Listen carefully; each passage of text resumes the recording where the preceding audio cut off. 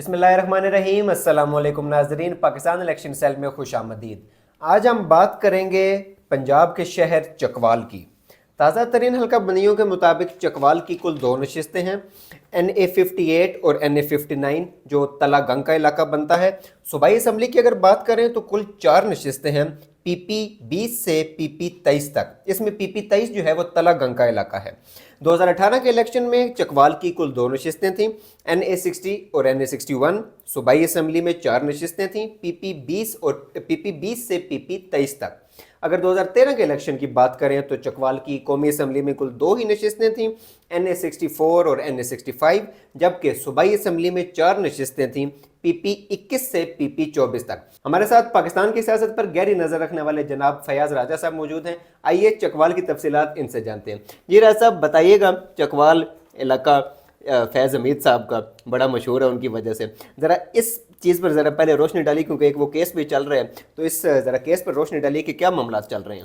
دیکھیے، چکوال صرف جنرل فیض حمید صاحب کی وجہ سے مشہور نہیں، بلکہ اس سے پہلے بھی چکوال کو تو جرنیلوں کی سرزمین کہا جاتا ہے، اور یہاں پر پاکستان کے بڑے فوجی معناز فوجی جرنیلوں کا تعلق پوٹھوار کے ساتھ رہا۔ بلکہ چکوال، جیلم، اٹک، پنڈی، یہ جو سارے جو پوٹھوار کے جو 4 بڑے اضلاع ہیں، یہ ان کو عام طور پر جو ہے وہ مارشل اضلاع بھی کہا جاتا ہے، اور ماضی سے یہاں پر جو ہے وہ بڑی تعداد میں فوج کے ساتھ لوگوں کا تعلق، اور اس کے بعد پھر فوج میں جانا۔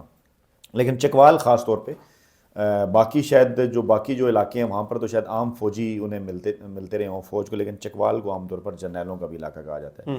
فیض حمید صاحب کا نام آپ نے اور ہم سب نے 2017 میں اس وقت جو ہے وہ ہم نے سنا جب TLP کا دھرنا ہوا تھا، اور اس کے بعد پھر ان کا نام مسلسل جو ہے عمران خان صاحب کے ساتھ جو ہے وہ لیا جاتا رہا، اور پھر کسی وقت یار دوستوں نے یہ بھی مشہور کر دیا کہ جی عمران خان انہیں آرمی چیف بنانا چاہتے ہیں، اور پھر خیر سارا ایک معاملہ تھا۔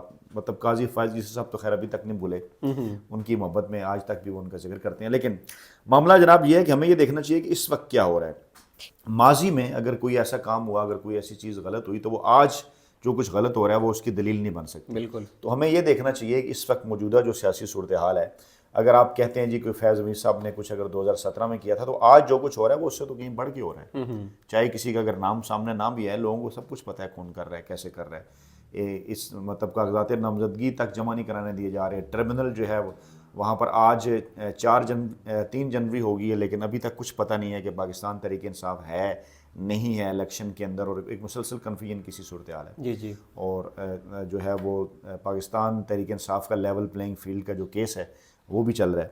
دیکھیے بات یہ ہے کہ اگر تو ماضی کا اگر ہم جائزہ لینا تو 70 کی جو دہائی ہے اس وقت ان ایریا سے، پوٹھوار سے، چکوال، جیلم، اٹک، گجر خان، پنڈی، یہاں سے پیپلز پارٹی نے جو ہے وہ اچھا پرفارم کیا۔ لیکن 90 کی دہائی کے بعد پھر نواز شریف کے آنے کے بعد، کیونکہ یہ ان کو فوج کی وجہ سے پرو اسٹیبلشمنٹ علاقے سمجھا جاتا تھا، تو نون لیگ جو ہے وہ آہستہ آہستہ جہاں پر جو ہے وہ اپنی جگہ بناتی رہی۔ اور لیکن پھر ایک وقت ایسا آیا کہ 2013-18 کے بعد کہ جہاں پر پاکستان تحریک انصاف بھی نظر آئی۔ تو 2013 سے اگر ہم سٹارٹ کریں، 2013 سے اگر ہم ذکر کریں تو NA60 اور NA61 2 حلقے تھے جناب، اور میجر ریٹائرڈ طاہر اقبال مسلم لیگ نواز کے کینڈیڈیٹ، اور 1,29,159 ووٹ لے کر وہ کامیاب ہوئے۔ اور مقابلے میں سردار غلام عباس، ایک مشہور نام چکوال کا، وہ آزاد بھی کھڑے ہوئے، ان کا اپنا ذاتی ووٹ بینک یہی ہوا، 1,100,000 ووٹ انہوں نے لیے تقریباً، یعنی تقریباً 29,000 کی لیڈ کے ساتھ نون لیگ آزاد امیدوار کے مقابلے میں الیکشن جیتی۔ اور راجہ یاسر ہمایوں، آگے چل کر ان کے متعلق میں ایک اور بھی دلچسپ بات آپ کو بتاتا ہوں۔ تو راجہ یاسر ہمایوں صاحب نے تحریک انصاف کے جو کینڈیڈیٹ تھے، انہوں نے 2013 میں 47,546 ووٹ لے کر چونکا دیا اپنے مخالفین کو۔ نئے کینڈیڈیٹ، نوجوان کینڈیڈیٹ، اور پاکستان تحریک انصاف کے ٹکٹ پہ پہلی مرتبہ 47,546 ووٹ، بڑا ووٹ تھا چکوال جیسے علاقے سے، کہ جہاں پر نون لیگ جو ہے اسے کہتے ہیں نا کہ کسی کو کھنگنے نہیں دے رہی تھی بڑے اچھے سے۔ دوسرا حلقہ NA61 سردار ممتاز خان مسلم لیگ نواز کے 1,13,303، اور چودھری پرویز الہی 98,414 کاف لیگ کے ٹکٹ پہ۔ جب پرویز الہی صاحب جو ہے وہ گجرات کے علاوہ تلا گنگ سے بھی اپنی قسمت آزماتے رہے ہیں، جب سے پاکستان میں 2008 سے کاف لیگ کی حکومت جب رہی 2002 کے بعد سے نا، تو اس کے بعد پھر جو ہے وہ انہوں نے اپنا حلقہ تلا گنگ کو بھی بنا لیا۔ تو یہ وہی ایریا ہے اس کا جس کو آج کل آپ تلا گنگ کم چکوال کہتے ہیں۔ تو پرویز الہی صاحب اچھا ووٹ انہوں نے لیا، لیکن جیت نہیں سکے نشست، اور مقابلے میں سردار منصور حیات پی ٹی آئی کے وہ تیسرے نمبر پر رہے 45,343، لیکن 47,000 اور 45,000 مطلب اسے کم ووٹ نہیں کہا جا سکتا۔ پہلی مرتبہ باقاعدہ طور پر ایک سیاسی جماعت اپنے نئے سیاسی جنم 2011 کے بعد الیکشن میں آ رہی ہو اور اس کے دونوں کینڈیڈیٹ جو ہیں وہ 45-43,000 ووٹ لیں، تو یہ نظر آ رہا ہے کہ فٹ پرنٹس چکوال میں بھی ان شہروں کے اندر شامل تھا کہ جہاں پر اچھی خاصے فٹ پرنٹس جو ہیں وہ پاکستان تحریک انصاف 2013 کے اندر ہی جو ہے وہ بنا چکی تھی۔ صحیح۔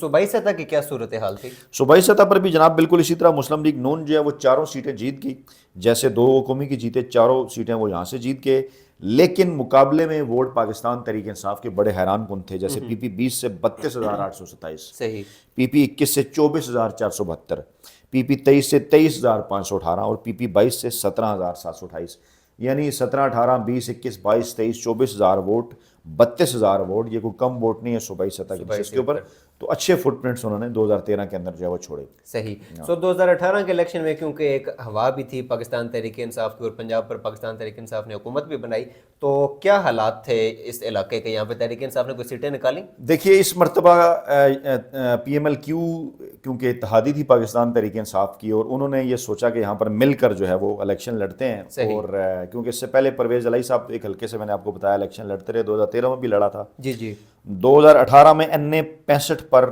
مشترکہ امیدوار کے طور پر پرویز الہی صاحب سامنے آئے، ٹھیک، پاکستان تحریک انصاف نے ان کی حمایت کی، وہ P M L Q cycle کے ٹکٹ پر وہ الیکشن سائیکل کے انتخابی نشان پر لڑ رہے تھے، اور وہی سیٹ جو پچھلی دفعہ وہ ہار گئے تھے ایک کلوز کنٹیسٹ کے بعد، اس مرتبہ پی ٹی آئی کے ووٹ جب پی ایم ایل کیو میں ایڈ آن ہوئے تو وہ نشست نکالنے میں کامیاب رہے، اور ان کے مقابلے میں مضبوط کینڈیڈیٹ تھے فیض ملک صاحب، صحیح، جو ہے وہ مسلم لیگ نون کے مضبوط کینڈیڈیٹ تھے، انہوں نے 1,06,514 ووٹ لیے، لیکن چودھری پرویز الہی نے لیے 1,58,177، یعنی تقریباً 51,500-52,000 کی لیڈ انہوں نے دی، اور کاف لیگ یہ نشست جیتنے میں وہاں سے کامیاب رہی۔ صحیح، اور یہاں پر ٹی ایل پی نے بھی اچھا ووٹ لیا، یعقوب صاحب تھے، محمد یعقوب ٹی ایل پی کے، انہوں نے 23,945 ووٹ لیا، یعنی ٹی ایل پی بعض جگہ جو پورے ملک کے اندر نظر آئی، کراچی اور کے علاوہ اگر پنجاب میں کسی جگہ تو ان میں چکوال بھی تھا، اور جو 7 والا حلقہ این اے 64 تھا وہاں پر بھی ٹی ایل پی نے جو ہے وہ تقریباً سید تصدق صاحب نے 13,000 کے قریب ووٹ لیے تھے۔ اس میں علیحدہ سے اس لیے میں ڈسکس کر رہا ہوں کہ ٹی ایل پی کا ایلیمنٹ 2018 میں آہستہ آہستہ پنجاب کے بعض علاقوں میں جو ہے وہ نظر آنا شروع ہو گیا تھا۔